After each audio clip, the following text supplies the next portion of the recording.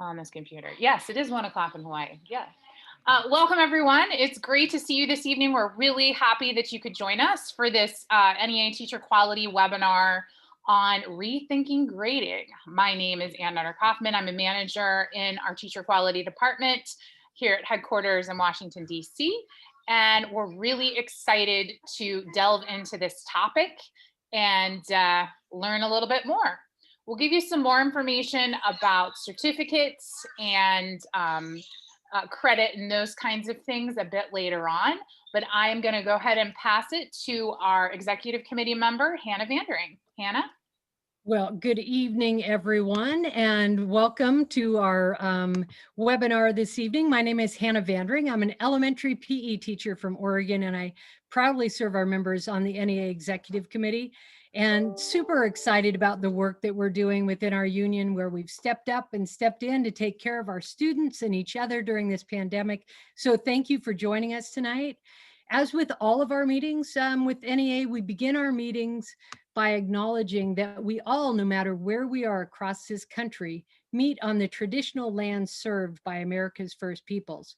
We honor America's First Peoples and all elders past, present, and emerging. Here in Oregon, I reside on Kalapuyan land. The Kalapuyans people were 19 tribes and bands whose traditional homelands were in the Willamette, Elk Creek, and Kalapuyan Creek watersheds of Western Oregon. Tonight, I'd like to lift up the racism and violence that was inflicted on Oregon's Native peoples. As settlers began to flood into the Oregon country from points east, they brought with them racist attitudes about the indigenous peoples of the region. By the end of the 1840s, more than 9,000 American and foreign national settlers occupied the Oregon Territory. Some of the more violent members of this white population periodically engaged in acts of violence in attempts to displace and destroy local Native American communities. In 1849, residents of Lynn City launched a nighttime arson attack on Native American villages and destroyed their winter provisions. Property crime was not the extent of the damage inflicted upon Native American populations in Oregon. One contemporary settler, John Beeson, left Illinois to come to Oregon in 1853. He arrived in the Rogue River Valley in September, and he remained in Oregon only for about 3 years before leaving, repelled by what he saw, returning to the East to write a book about the abuses suffered by the Native populations at the hands of white settlers. What I have shared tonight is not inclusive of all of the harm caused by Oregon Native peoples. To Oregon Native peoples. We ask that you lift up and share what you've learned about the tribal history, culture, and contributions that have been suppressed in telling the story of America. I know my background, I need to update my background because it talks about our higher ed conference, but I do love to lift up the priority work of NEA and the exciting opportunities that we have to bring all of those priorities together to make sure that we are doing everything we can to help prepare our students for success. So our priorities, My School, My Voice, that's really lifting educator voice, racial justice in education, new and early career educators, and professional excellence. Those 4 priorities are what pull us all together to create a great public school for every student. So thank you for all that you do every day. And if you have questions about our priorities, please check out our brand new website that is up and rolling and actually is searchable now. Tonight's webinar is a great opportunity to rethink grading, and what we want to do is reimagine what we could do. What does it look like when educators actually create what works for students? There's more effective ways, and tonight we're going to explore some of those new ways and get some ideas from 2 of our colleagues. This webinar is one of the ways that NEA is trying to support members as we promote professional excellence across the country. Grading is something that's always a part of conversations in our staff rooms and throughout our buildings. So we want to lean in tonight to different possibilities and learn from, again, our colleagues and see what we can share in the chat so that we're all helping each other get better. NEA is not, we're not promoting or endorsing any particular platform or product. Instead, we're really trying to lift up tools and platforms that have been working in online spaces for our members across the country. And we want to network and learn from each other so that we can ensure that we're supporting each other. And as you know, members are our experts in all digital distance learning. These webinars have really been helpful. They've been led by experienced ed tech members and staff. So we're very excited to have not only our members that will present, but our staff who's been working to support us in this work. We are going to ask you at the end to please fill out an evaluation. We want to make sure that we hear how we did and what takeaways you have. We're also interested in knowing if you have other topics that you would like us to promote through our webinars. And with that, I'm going to turn it over to the stars of our show, Jeffrey and Crystal. Miss J, would you guys take it away? Absolutely. Thank you everyone for being here. And as you probably already noticed, this is a webinar format. So chat is going to be our primary way to be interactive, and we built that in a number of different times. We have some fabulous people here to help in the chat. If we don't get to your questions right away, please don't hesitate to reach out to either Jeff or I. Can't do this work alone. I absolutely believe that. And so welcome. Thank you all for taking an hour out of your busy, busy lives to listen to what I know Jeff and I both believe is absolutely one necessary way that we need to rethink about education. My name is Crystal Jaskalainen. I'm Ms. J to the kids because that's a big, long Finnish last name. And I've been teaching for 20 years here in Ann Arbor Public Schools.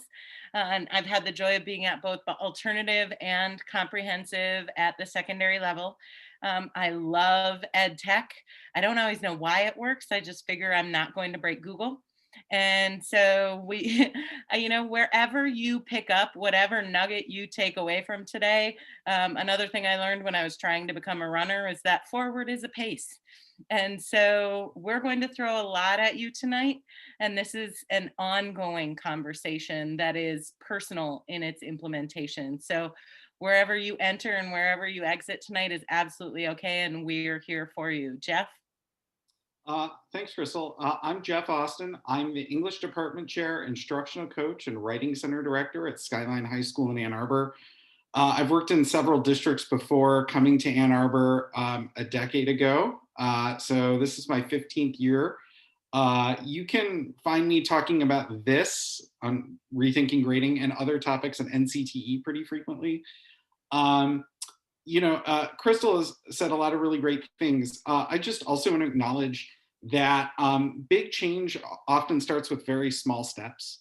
And so, like Crystal said, any nugget you can take away from tonight, any small step that you can make in your advocacy toward more equitable, fairer, and just grading practices, I think is great. So I'm a big fan of Adrienne Marie Brown. I have her book all the time, Emergent Strategy, by me. She talks a lot about this.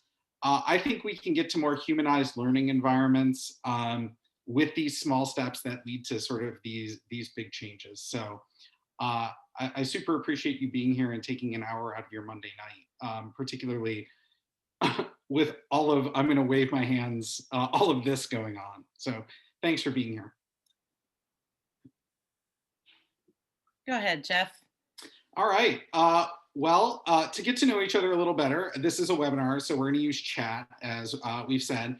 We're going to ask you to do a occlusion exercise. We call it waterfall. Some people call it chat fall. But don't hit enter until we say go. We want the full effect of this with all 177 people here. So what we're going to ask you to do is type your name, the grades that you teach primarily, and your 3-word pedagogy. So I'll use Crystal as an example, and I know this is her 3-word pedagogy, so I can use this with license. So hers would be Crystal Jaskalainen, grades 9 to 12, success breeds success.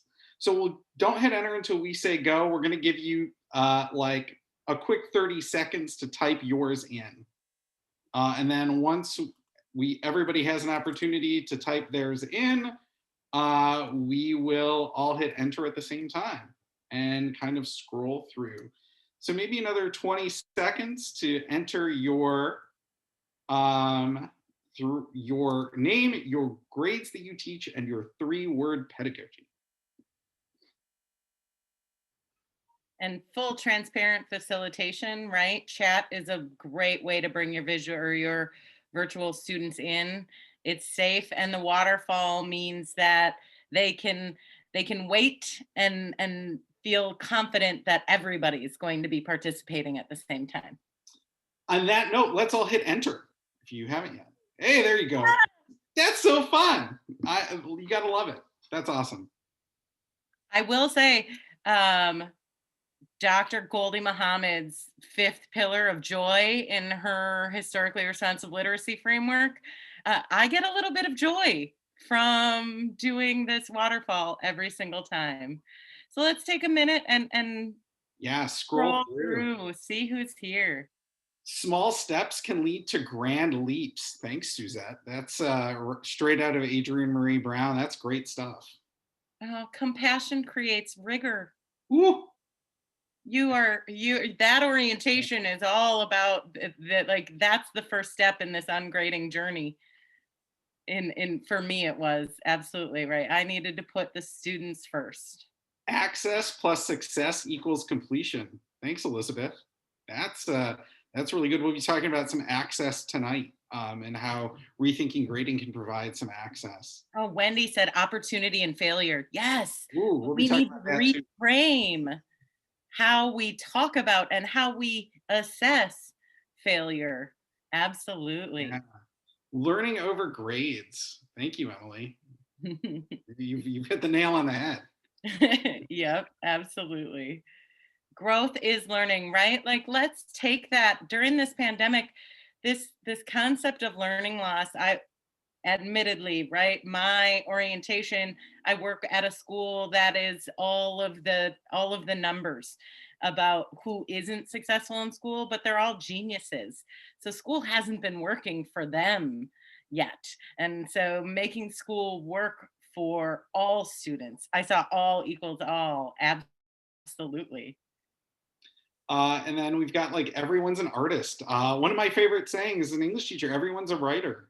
And building those positive identities around whatever it is we teach, whether it's building positive math identities or positive writing identities and reading identities, positive art identities. That's exciting. Absolutely, absolutely. All right. So a little bit about tonight's agenda. We're going to get started with an incomplete history of this conversation, because it's not just starting. This isn't Jeff and I having a conversation about, oh, we should do something else. I mean, we do that all the time, but we have inserted ourselves, and he's taught me that this conversation has been happening for decades.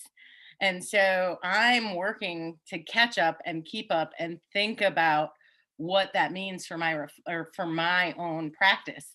Jeff and I are both going to share different ways that we have reimagined grading in our practice and in our buildings. They are drastically different. And I say that to say there is an answer. There are multiple ways to address grading. I think the biggest takeaway from tonight is that let's just question it, right? Let's question why we do it. And let's examine how we do it and what the impacts are on students. Let's read the research around grades and zeros. They're not motivators, right? So let's question it. And then the big part is the last piece, the everyday advocacy, which is how do I do this in my own classroom, in my own practice, but then how do I spread it? Because it can't just be about us. Anything to add there, Jeff? No, that covers it. Oh, talk about your image though. Yeah, I can talk about that. So as Crystal said here just a second ago really nicely, we're going to ask you to rethink grading tonight. And we know that grading is one of the most intensely entrenched and personal processes in schools. And rethinking everything that entails includes a lot of discomfort. It includes a lot of dissonance, but also some joy and excitement. Crystal was talking about Goldie Muhammad's fifth pillar of joy. I do think that there is joy in the collective liberation that's possible. But rethinking grading is not a straightforward process. And even in the best of cases, it is not, there are fits and starts, let's put it that way. So as Crystal said, there's no one right way to rethink grading. And there are tons of different entry points and directions that you can take once you enter into the conversation.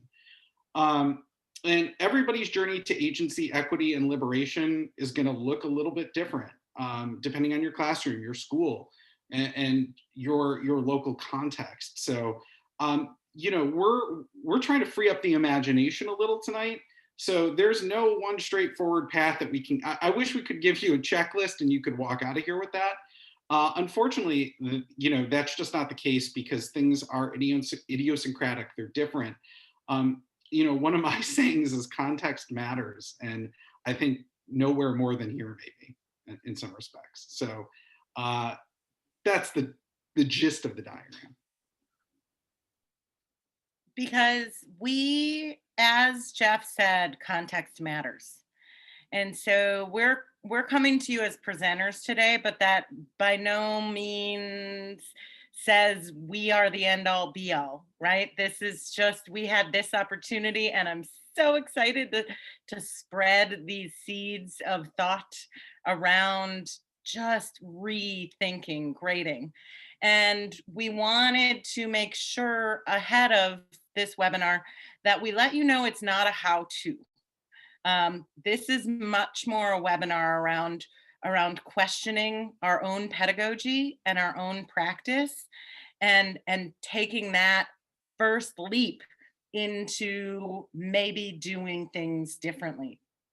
So we've done this once before, and we know it causes feelings, right? You're going to be saying, but what if? And you're going to be saying, no, I can't. And I call those edges. And those edges are my favorite place because I feel like whenever I push myself over an edge, then I'm like, oh, I'm freed up to imagine the ifs rather than the what ifs. Jeff, what would you add to that?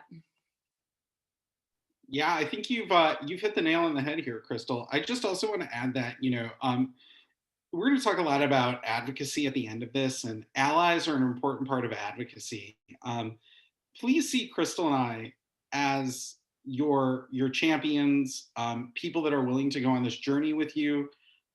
Please feel free to connect with us following this. And there are 187 people here. That's a really great start at a PLN that can propel this forward. Sustainable advocacy requires allies. And so we've got a great start here tonight. It may be a little uncomfortable. That's to be expected when we're looking at something, again, that's so intensely ingrained and so intensely personal in education. So again, thanks for being here. Stick with it, trust the process. And I think we'll have a really great conversation tonight.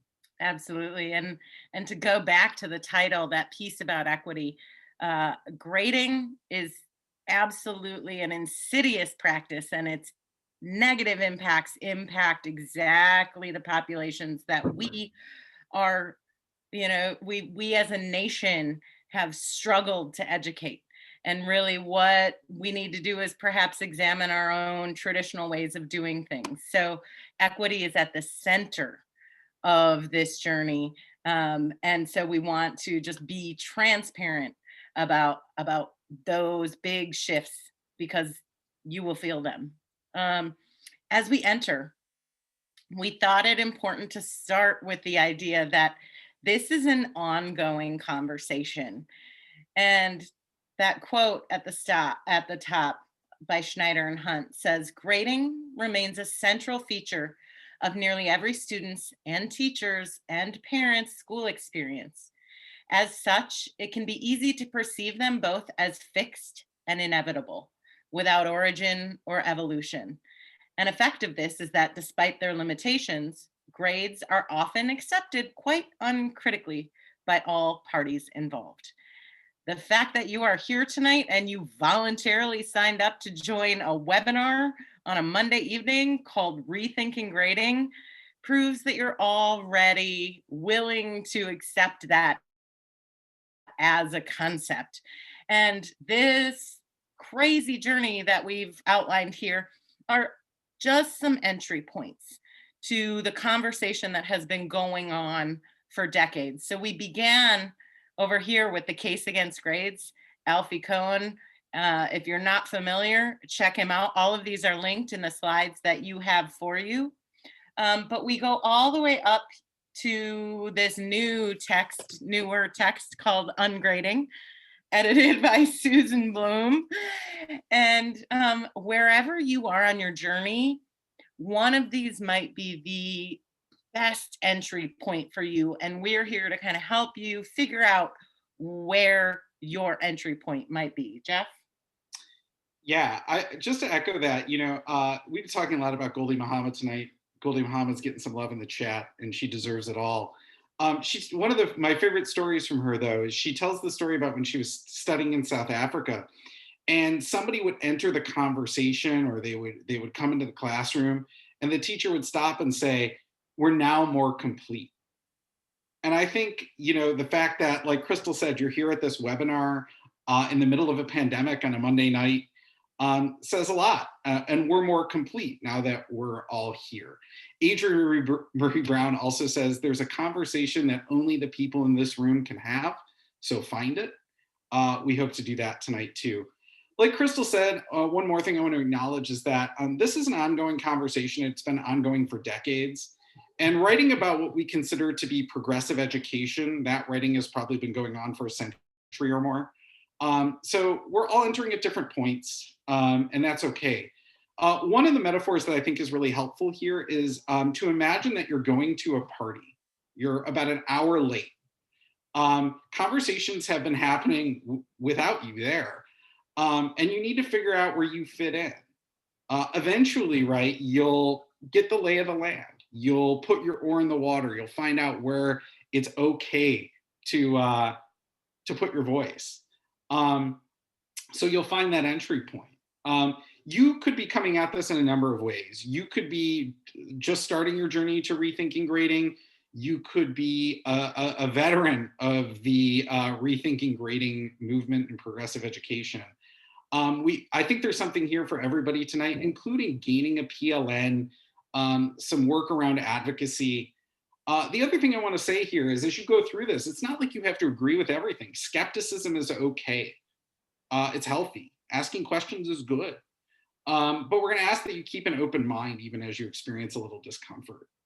As we said earlier, we're not going to be able to provide a how-to. Each context is different. But hopefully we can give you some tools to use wherever you are, and you can figure out how to best use them in your context. So we're glad that you're here. We are now more complete as a result. So we're going to bring you in once again via the chat, and we have 6 quotes for you. They're numbered. I'm just going to read each one aloud. Obviously, they all contextualize grading in some way. And after the 6th is read, choose the 1 or 2 that is standing out to you the most. If so inclined, you can also explain why that quote stood out to you. Obviously, we can only use the chat in this webinar format, but gathering our collective beliefs and thinking around these concepts is essential. So here we go. Number 1 from Brookhart. An observation that many classroom teachers have made about their students.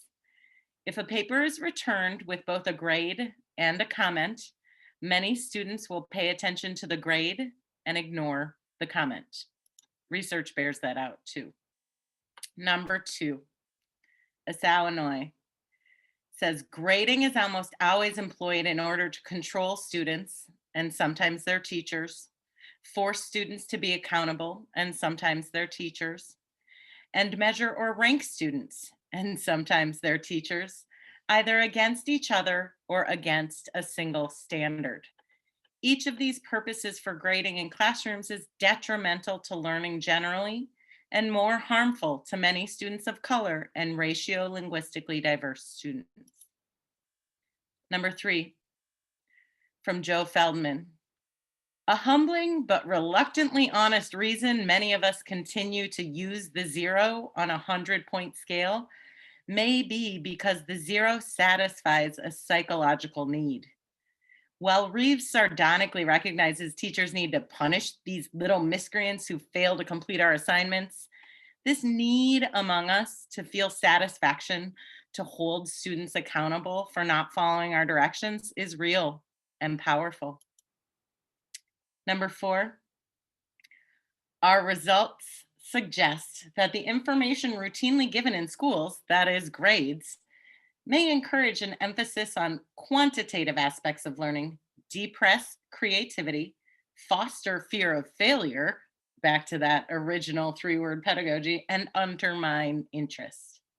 That's number 4. Number 5, whoops, out of order, sorry. Number 5, a B in English says nothing about what a student can do, what she understands, where she needs help. Moreover, the basis for that grade is as subjective as the result is uninformative. Even the score on a math test is largely a reflection of how the test was written, what skills the teacher decided to assess, what kinds of questions happened to be left out, and how many points each section was worth.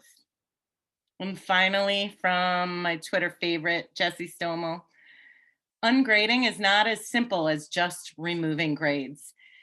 The word ungrading, an active present participle, suggests that we need to do intentional, critical work to dismantle traditional and standardized approaches to assessment.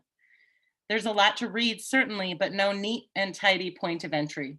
Rather, each teacher and each student must find their own way into the work. So we're asking now, if you would, add to the chat the number that resonates with you most. If so inclined, please also tell us why.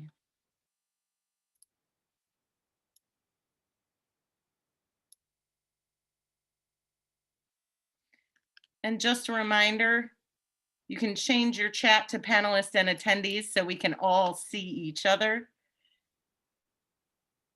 Ooh, we've got a breadth of responses here, Jeff. Yeah, I'm trying to look for patterns, and something speaking to everybody here. Absolutely. Oh, you teachers, I made the mistake for too many years of giving feedback after a student had turned something in for a grade. And then the feedback, just like number 1 says, doesn't get utilized, right? But that's on me. That's not on the kids. That was a big shift for me, and it was so important to make. I'm also really liking the emphasis here on feedback that I'm seeing, right? I think rethinking grading requires us to rethink our relationship to feedback.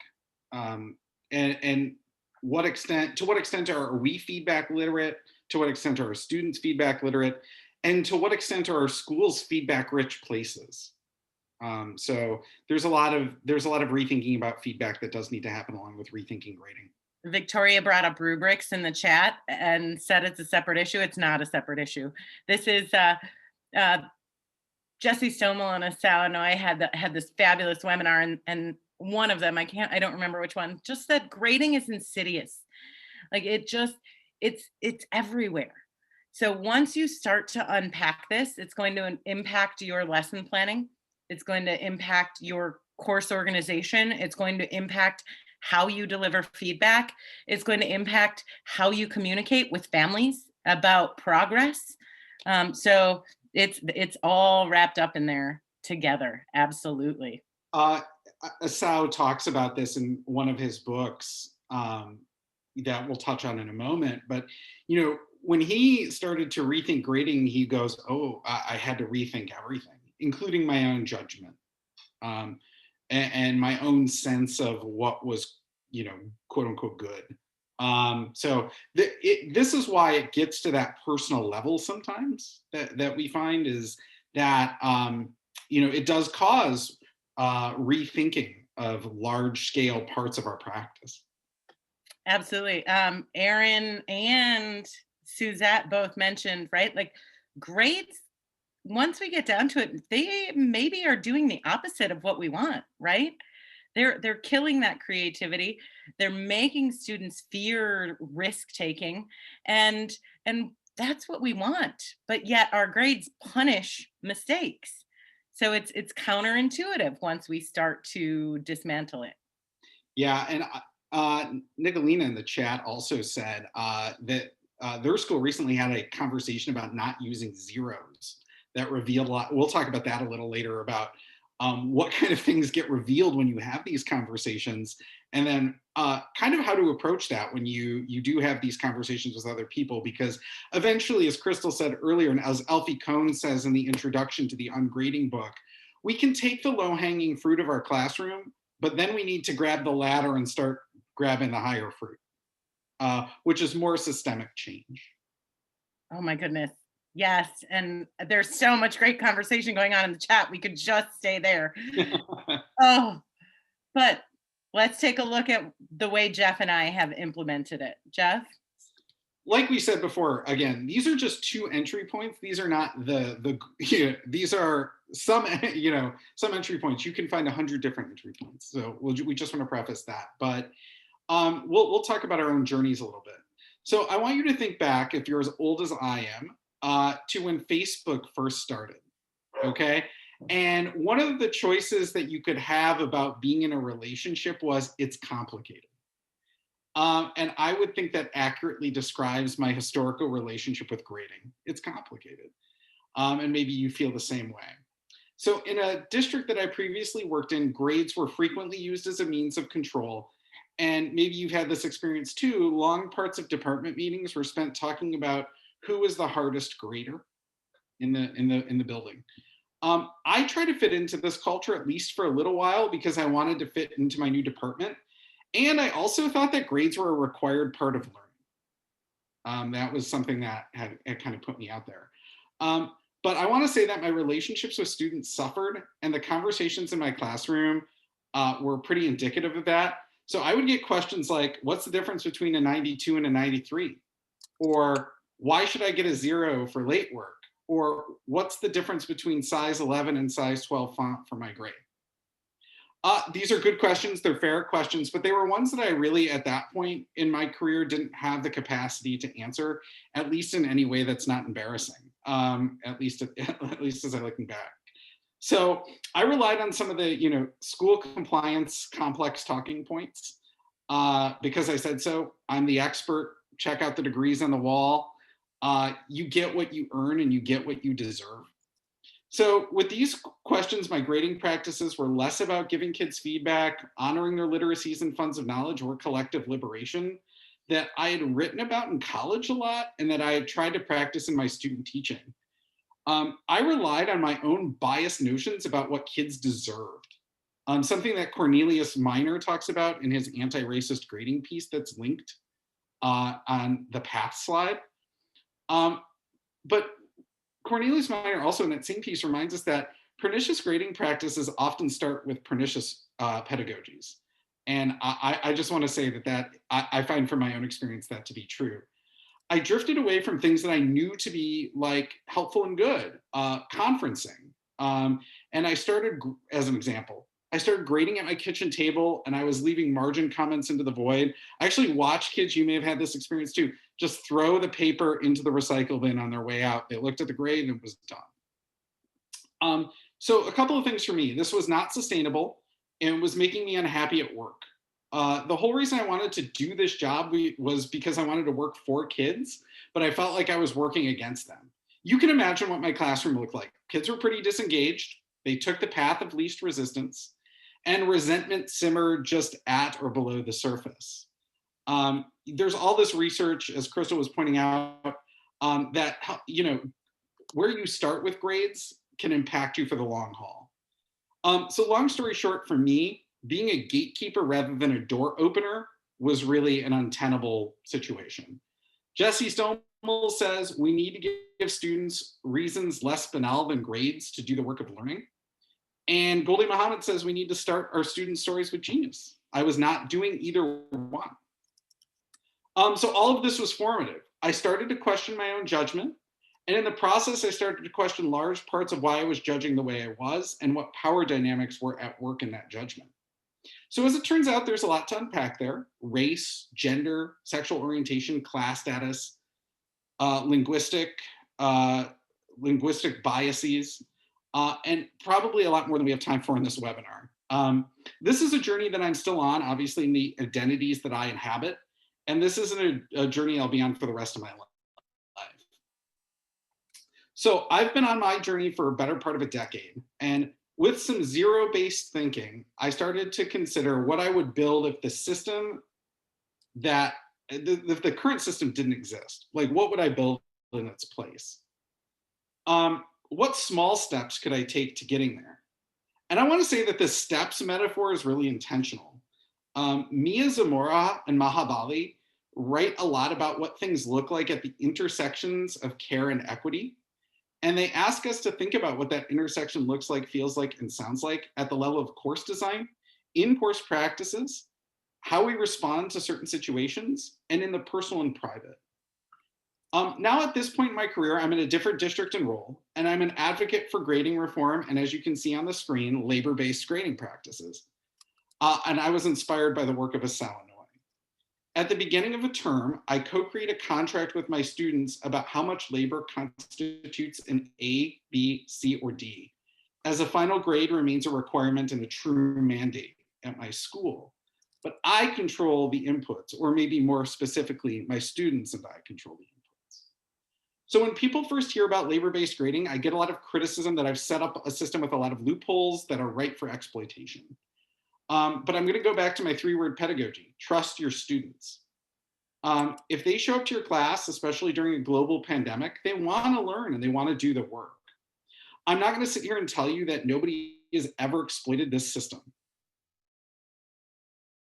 We've always exploited any system that exists. But I feel like the system that I have implemented here with labor-based grading overall has allowed me to know more about my students, understand their motivations, and tap more deeply into their funds of knowledge, because we're having different conversations that are more honest and genuine. So I conference with every student 5 times a term. They conference with each other as necessary, and I give them written feedback in between conferences. So our community is feedback rich and connected. We talk a lot in my classes about family. This was not happening before. This was not happening in the previous district that I was in. So at NCT in 2019, I did a presentation about this, and I said, I used a game show metaphor. I wanted my classroom to feel like more like The Price is Right than other game shows, because on The Price is Right, one, you're not rooting for people to lose, unless you're watching, with some malice. But two, there's a lot of different ways to find success, and there's a lot of different ways to win. Even if you don't win the Showcase Showdown, you might have won a car, you might have won some money. It's good times. So the labor-based grading contract that we co-created with students makes failure at the course level impossible, so that productive failure in the course can occur. And it frequently does with what I ask students to do. It's not always successful. They do advocacy projects that they design and implement. But I talked about the questions that my students were asking before, a decade or more ago. But here are some real student comments that came out of conferences this year. I want to explore prioritizing care in my advocacy work. The mistakes from last semester actually helped me to rethink my project this semester. There's no such thing as instant advocacy, so I need to do some more research and look for some other inspiration. Those are different. But I want to say that my relationship with grading remains complicated because, as with any kind of advocacy, there remains significant resistance. I've been at my school for a decade. As my student said, there's no such thing as instant advocacy. I want to wrap up here and turn over to Crystal by saying these conversations often run into buzzsaws of anxiety. And I get that. Changing grades requires these massive changes that we've been talking about. But as we think about equity and agency, which is the title of the webinar, I would argue that there's probably no more meaningful change that we can start that's within our control than rethinking grading.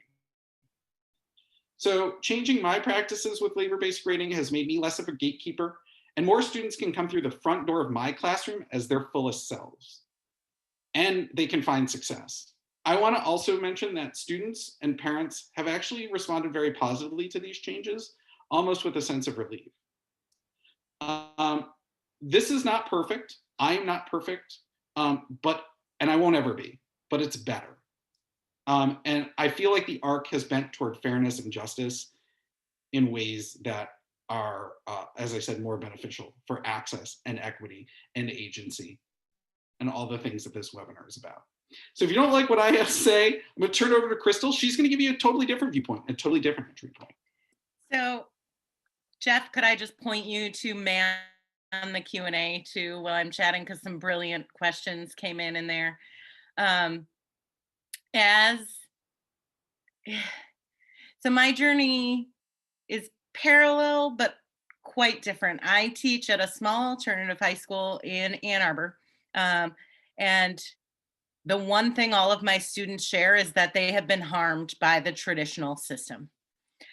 And they haven't found success in the traditional systems. So it goes back to my 3-word pedagogy, actually, right? Success breeds success.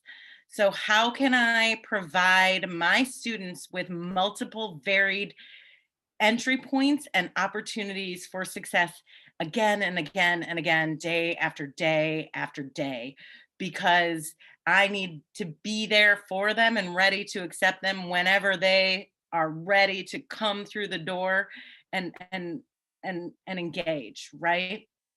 And so trauma around schooling shows up in a lot of different ways, but most of my students were failing at their traditional schools.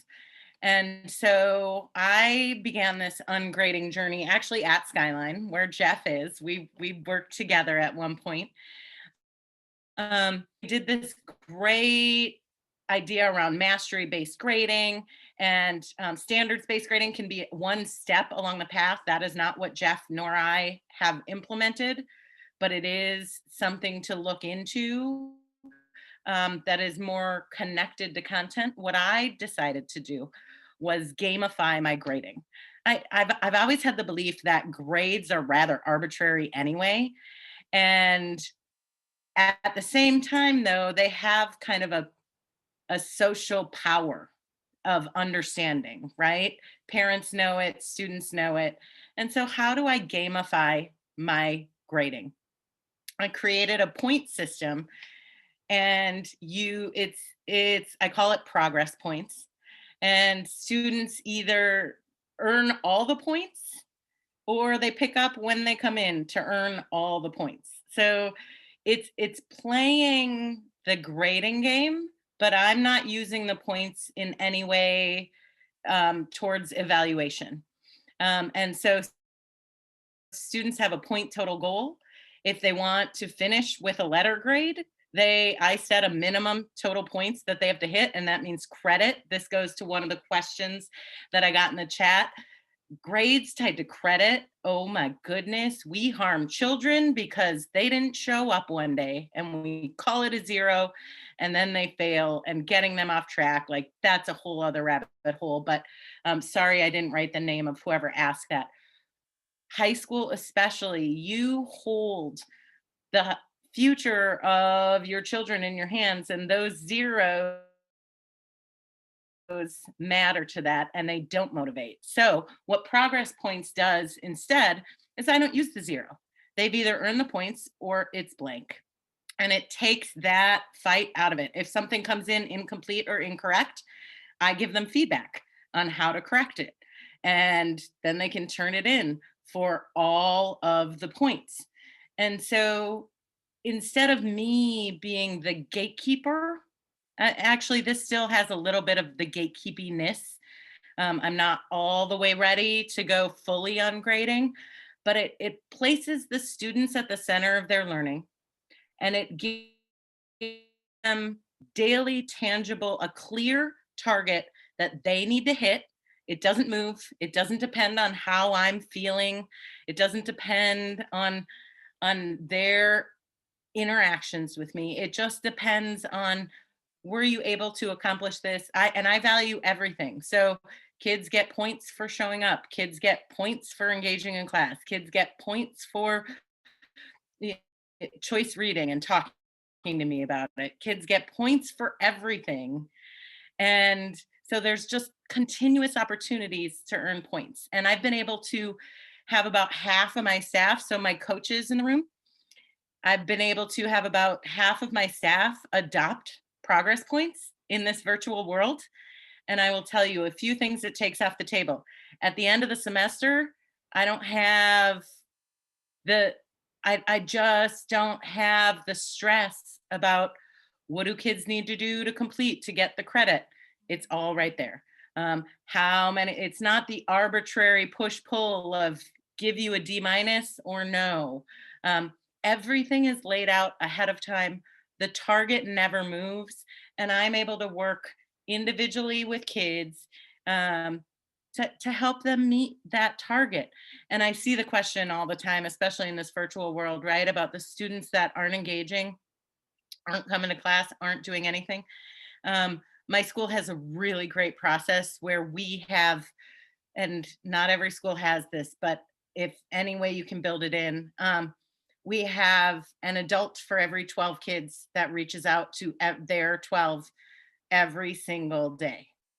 So we are keeping close tabs on our students, even if they're not coming to class. And all I would say is, instead of feeling that personally, I hope it's coming from a place of I'm worried about that child and their well-being, and meeting those needs first. Because especially during this pandemic, if I've learned anything, my classroom is not the center of anyone's universe, not even my own. So progress points is another way to rethink grading. And like I said, I tied gamification to this concept of the game that we have to play. And the research, the anecdotal research that I have so far is super powerful. Anything in Q&A that we need to address out loud, Jeff? I think you've addressed the one that I saw. There's a lot going on in Q&A. I'm maybe not as fast as you.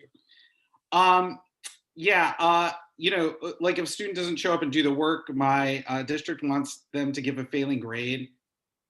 So can you understand or explain more about what happens if a kid doesn't show up or only shows up once or twice a week? So one thing that we proactively did at my alternative high school, and I actually think it's a great model for this virtual world, is we designed what we call asynchronous pathways.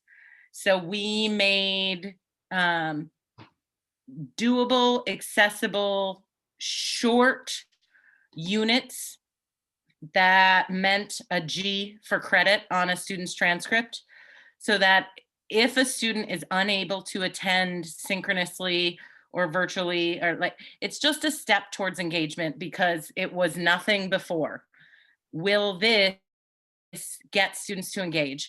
And I will tell you, based on my alternative school experience, we have students earning credit that were otherwise not engaging with school. We don't want them to stop there. It's not the end.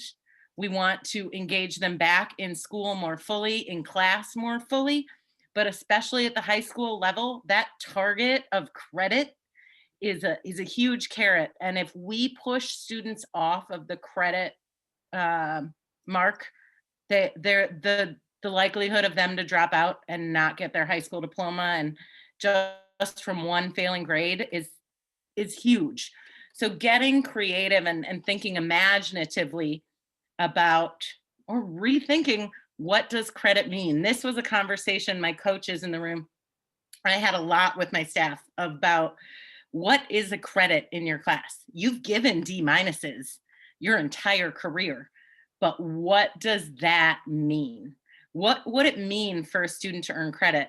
And even more importantly, what if a kid walked into your class on day one and knew everything and had the skills to earn that credit?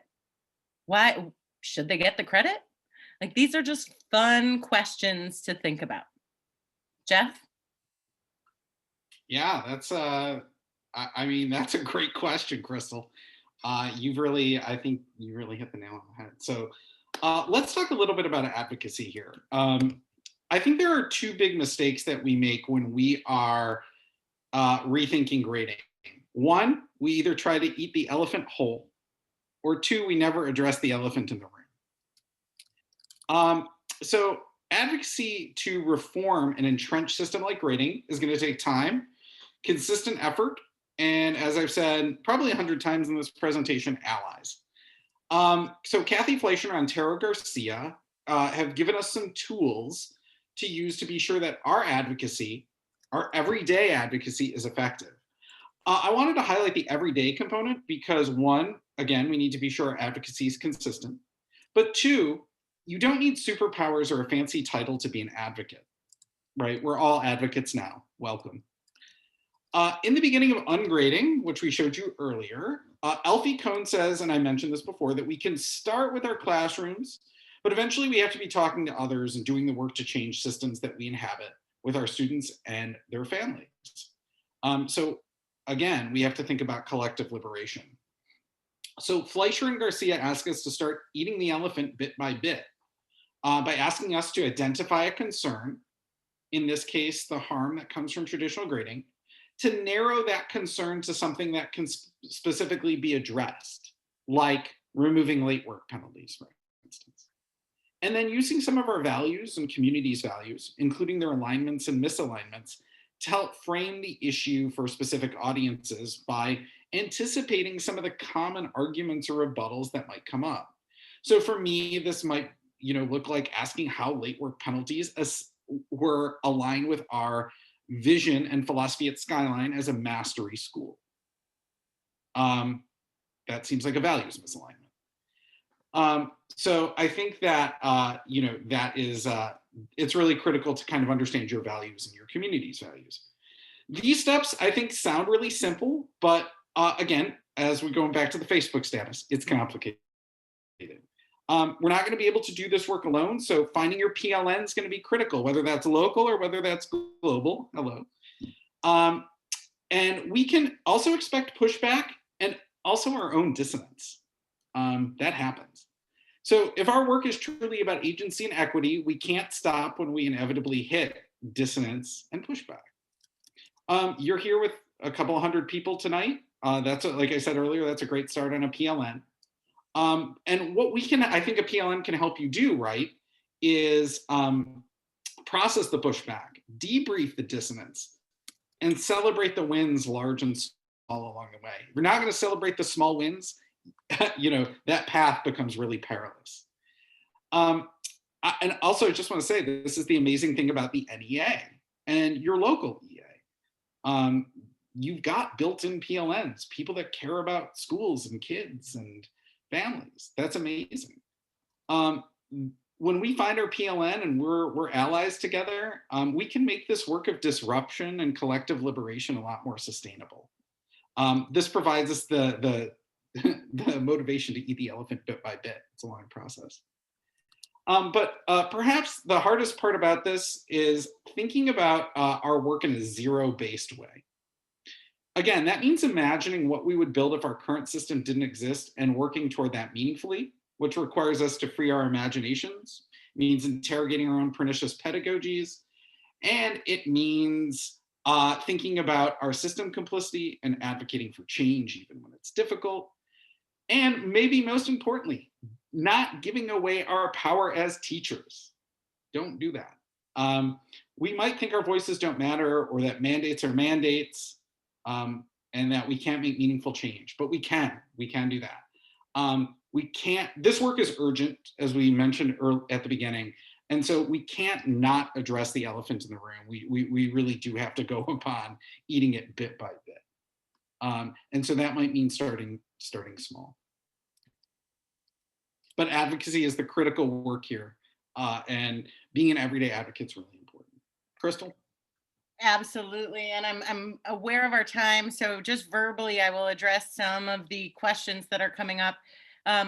Email me about progress points. You can have my entire spreadsheet of how I explained it to staff, and we can talk about it. Mastery-based grading or standards-based grading, you're really aligning your content and evaluating student progress along those lines. There are pros and cons to doing that, but neither Jeff's model nor my model directly tie to content in the way that mastery or standards-based grading does. And Melanie, like, I hear you, your kids are my kids. Like, how do we engage them if they're not engaging? And that is the biggest challenge. And so creating the zero doesn't do it, I'll tell you that. And so creating opportunities to get kids engaged or re-engaged in this world is absolutely vital. So there are 10 million questions that haven't been answered, but for the sake of time, I'm going to turn it back over. Thanks, Crystal. Yeah, I think you hit a few tension points with lots of great questions. And everyone know that this is just the beginning. I'm going to pass it back to Hannah to give us some concluding remarks. Fantastic. Well, thank you again, Crystal and Jeff. It was absolutely amazing presentation. Your expertise is greatly appreciated. And I want to thank all of our participants. I don't think I've ever seen a chat that was so active and insightful.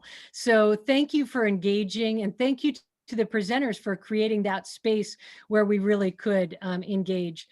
Now, at the beginning, we did a cascade. And so we generally, if we were together, Jeff and Crystal, we'd stand up and applaud and say thank you, but we can't do that. So we're going to give you this cascade as we leave this evening. And what I'd like, if all of you would please, all of our participants, if you would share your name and a 3-word takeaway from this evening, and don't hit go yet, don't hit send, wait for it. We're going to be about 30 seconds while you type that in. I want to remind you, please complete your evaluation. Please give us feedback and help us so that we can grow this program. And I want to thank the staff team for all their work to make this happen. I want to thank all of you for what you do, not only what you've done tonight to join us, but what you do every day to support our students, our members in public education. So with that, we're going to cascade away and read some of the things in the takeaway. So go, let's see what you have to share. Let's see. Oh my goodness, it's going so fast. Zero doesn't do it. Lots of potential. Let's see here. Still lost about what you're going so fast. Thank you for putting in. I hope you're enjoying this, Crystal, and you're getting a smile. Is that? And we can save the chat for you. Empowering teachers and students. I love it. No zeros needed. Thank you. Too important to have only one conversation. Indeed. Thank you for putting that. This is a step, not a finish point. Long way to go. Thank you, Gretchen. Engaged teaching and learning. I love it. Once again, thank you, Crystal and Jeff, for all of your expertise that you've shared this evening. And thank you to all of our participants. And Anne, back to you. So Hannah mentioned the exit ticket. If my friends could put the exit ticket link in the chat. It is not up there right this second. I don't know where it is, but Jen or Ellen in the background, I know will find it. I want to talk about a certificate of participation because this is something that always comes up. We have sort of changed how we're doing it just so that you're aware. So that a certificate can automatically be generated through our learning management system. So when this is posted, and you need to give us a couple of days because it takes us a couple of days to get everything in the right places, when it will have directions on the site of how to access the recording. And you can find everything at nea.org/webinars when the time comes. But it will take you to our learning management system. And this has been confusing for people. you actually have to enroll in the webinar course. And you're not enrolling in a course, but it's how we're taught. You're enrolling in that you've taken this webinar. And then that will allow you to go ahead and print your certificate. You do not have to listen to, yeah, this is a little secret. You don't have to listen to the whole thing again to get the certificate. Don't tell anyone else that, but you don't. So just know that it is a little bit different than it was. And it has been a bit confusing for people that they are enrolling in a course. When you're not enrolling in a course, you're enrolling in the webinar course, which is what will be there. So I just wanted to provide that little bit of clarification. Again, that feedback form is super duper important so that we can decide what subjects will be moving forward. And again, want to thank everyone for joining us and being a part of this very lively discussion. Our panelists, our presenters will stay on for a little while, but I am going to have to cut it off at a certain point because I have a feeling this conversation could go on a really long time. So we'll answer as many questions as we can get through, and we'll see how we do. So thank you, everyone. This next part is absolutely not required. So have a great evening, and turn it back to Crystal and Jeff to answer questions or whatever else. I'll just say, please do feel free to reach out to either of us. That was not it's not an empty webinar thing. You can, we definitely want to be allies and supportive of anybody who's going through this process. To be on the journey, you got to leave the dock. And we, that's how it's got to go. So that can be a little bit intimidating, and we're here for you. And I will say, if you're connected on Twitter to various groups, there's a lot of really great resources on Twitter. #Ungrading will connect you to a lot of people doing the work of ungrading in various ways that are really interesting and that you can learn a lot from. I learn a lot from people, even though I might not use their system. They give me things to think about, or things to chew on, or new insight. So that hashtag is really important. Absolutely. I saw a lot of people in the final waterfall saying, like, I found my people. #Ungrading is more of your people. So like, we are out there, these conversations are happening, and you can find a lot of us on Twitter. I'm not hugely active on Twitter, but it has been professionally, like, soul filling, specifically this group. So well worth checking out. And if we didn't get to your question, please email, tweet, whatever you like. Jeff and I are here to continue the conversation. Yeah, absolutely.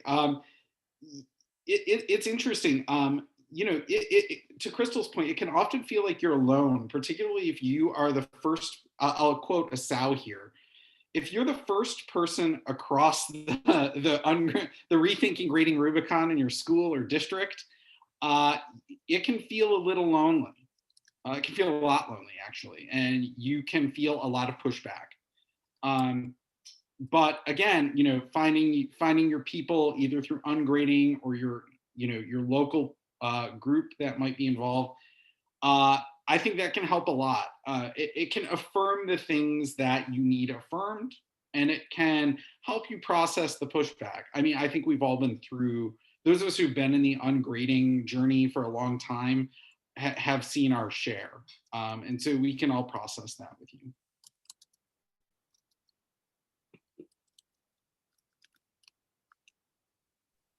Okay, anything you want we should address, Crystal, do you think? No, I thank you. Please don't hesitate to reach out. Like, yes, make significant changes. Now is the time. Yeah, I mean, now really is the time to make significant changes. I think for the pandemic has revealed a lot. There's been a magnifying glass on a lot of the inequities and access issues that students face. Grading is certainly one of them. We've watched colleges and universities go pass fail. Our district has implemented a modified grading system, quite frankly, that I'll advocate and like I'd like to see them continue. That's pass fail. So, and yeah, Jason, I see your question coming up again. Please don't hesitate to reach out to Jeff and I. Jeff specifically is getting a little more resistant. He's in a bigger, more traditional school. And so navigating that advocacy and that work when you're feeling really solo.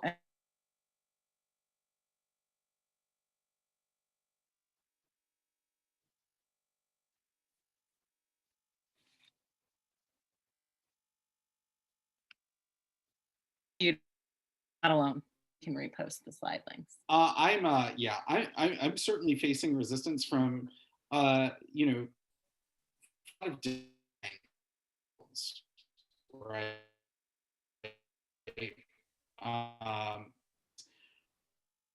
You know, this component that Cornelius Meyer talks about. Well, you know, students have to get what they deserve.